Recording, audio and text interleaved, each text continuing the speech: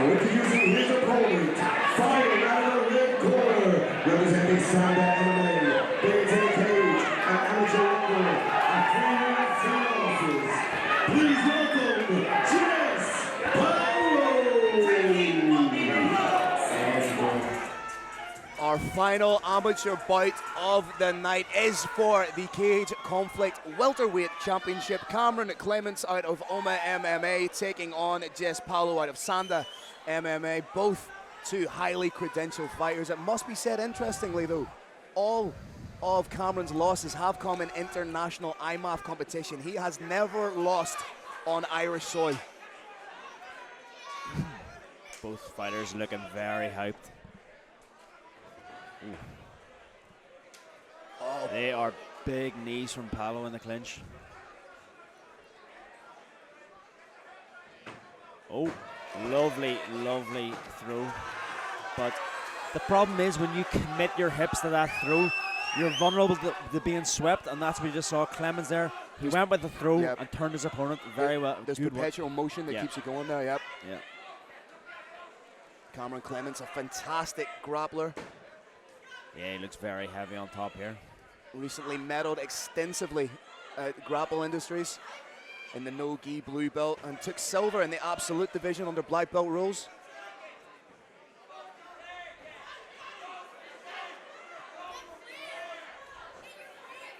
I think Paulo looks a wee bit inexperienced on the ground. He's kind of doing some things that aren't really going to help him here. It seems to be he's turning away from Clements as opposed to turning in towards to try to get that knee in. But if you want to turn away, you got to get that underhook as well. Like, see the way his arm's trapped now, and Clements is not at the back. This is excellent work. Strong top position and transitional game here from Clements, who's on the back in a very dangerous position. Both hooks looking to come up on the back mount here. And right now, all he needs to do is flatten out and land big strikes, as he's doing. Oh. These are big, big shots. Peter Laverty taking a long, hard look at the position. Paulo looks pretty comfortable here. He doesn't seem to be going anywhere. He's just going to have to try and peel off the hooks of Clemens, but he's swarming him. These are big shots. Again, you may not be able to hear it watching at home, but we can hear the connection. We can hear the thud of these shots landing. Clemens just taking his time, working methodically. Solidifying position before submission. Sneaking the hand out. Yeah. This is great work. Clemens using the long and short hook on the back mount. And what that does, it actually gives you a lot of, spoke too soon there, but kind of really defends against the opponent tripoding up and it keeps you on the back instead of sliding off. But here Clemens here has lost the hook, but he's going to try and sneak around in the mount. Great work from Paulo. Needs to be careful of that leg coming over from Clemens for the triangle, but his head position, that'll be very difficult to get. But 10 seconds left in the round. Good work from Clements. Yeah. That was a good aggressive approach from Clemens there.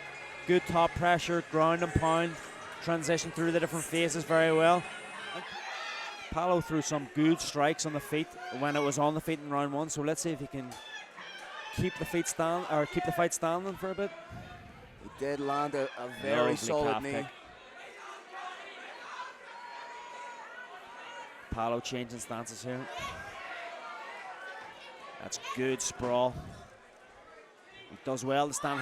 Beautiful. But again, solidifies the position this time. That was very close to being turned there, but he did extremely well to stay on top. Learned from his mistake last time. Yeah.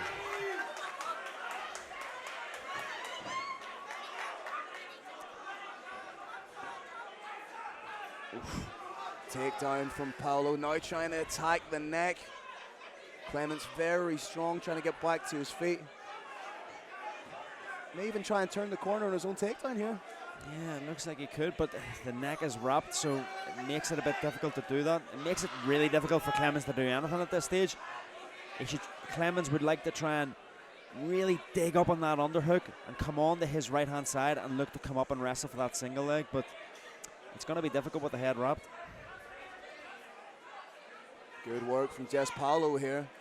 Paulo could feed through for a Doris choke. It's there with that overhook, but He does have long arms. yeah. Try and cut that through just underneath the armpit. But he seems to have a fixation on this guillotine. Yeah, he must see something. Momentarily looked like he was going to go mounted with it. Paulo looks a lot more confident on the ground when on top position here. He's doing really good work in this from this top half position. Midway point of the second round. A lot more productive and positive for Paulo. Sits back on the guillotine, but in doing so gives up side control. He's leaving himself exposed for a Von Flue choke here. Needs to let go of that neck. I think, yeah, it looks like Clemens has seen this. Paulo defends very well there, but he was very close to that Von Flue choke.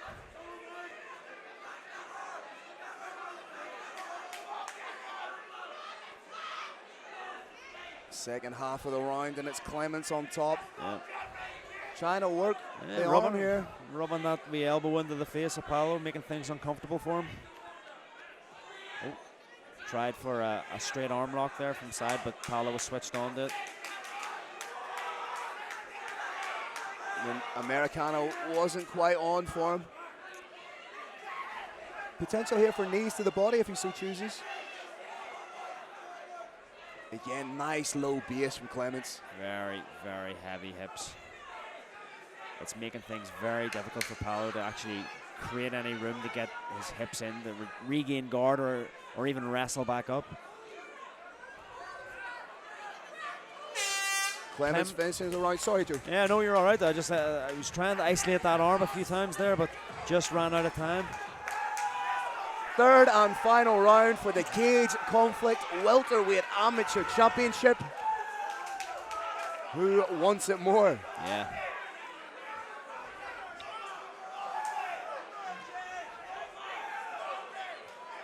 Paulo looks very fatigued, but his punch is still. Oh! Front kick to that was a big front kick. And shoots down the takedown, but Clemens trying to turn defense into offense.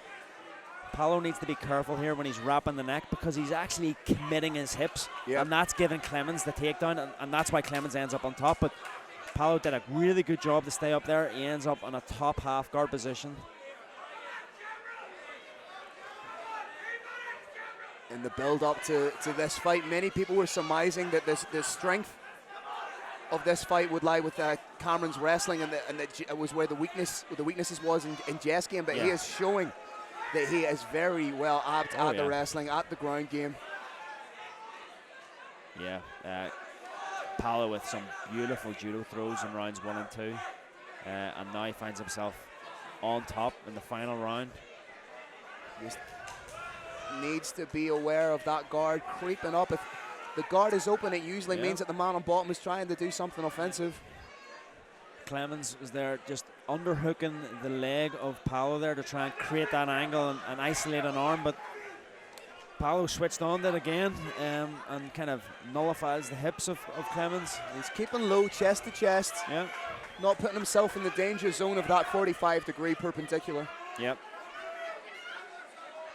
Landing some nice shots here.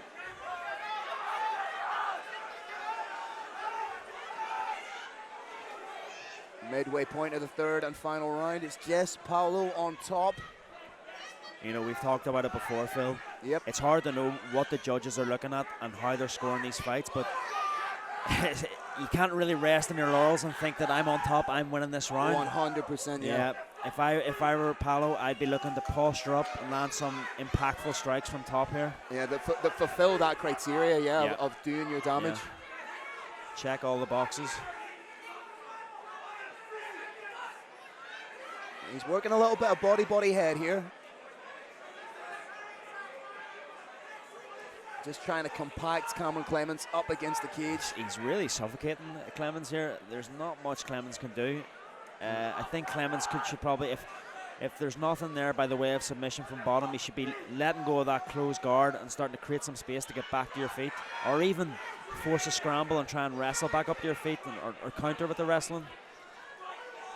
Closing stanzas of the third and final round. Jess Paulo on top, where he has been for the majority of this round. But again, for me, it comes down to how you score that second round. Yeah, definitely. That's a close second round. For my money, Paulo has done enough this round to secure a third round. Clemens certainly in the first round. It's all to play for, and all depends on how you scored that second round. You could make a compelling argument for either fighter, but again, just as we've seen with our interpretation of a fight and how the judges have interpreted fights, we could be way off base, but it could be 30-27s all around for all we know. Ladies and gentlemen, after 3 rounds, we go to the judges' scorecards. All judges scored by 29-28. In favor of the winner by unanimous decision, and new Cage Conflict Amateur Welterweight Champion, fighting out of the red corner, Jess Paulo.